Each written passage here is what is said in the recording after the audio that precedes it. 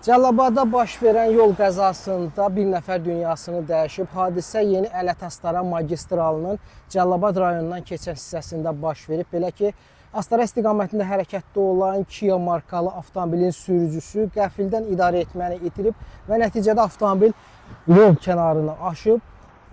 Hadisə zamanı sürücünün həyat yoldaşı Əslanmasallı rayonunun Ərkivan qəsəbə sakini Aytel Əbdürrəhmanova dünyasını dəyişib.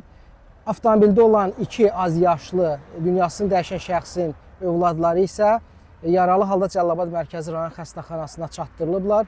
Hazırda faktla bağlı araşdırmalar aparılır.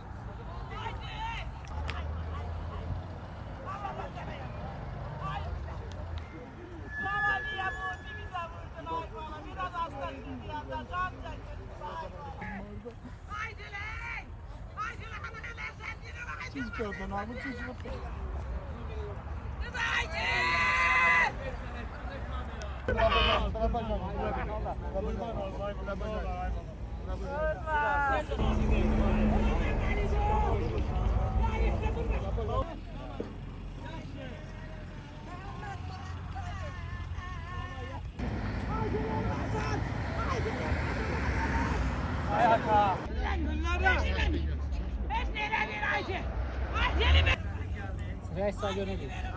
Çağırır orada yöne değil.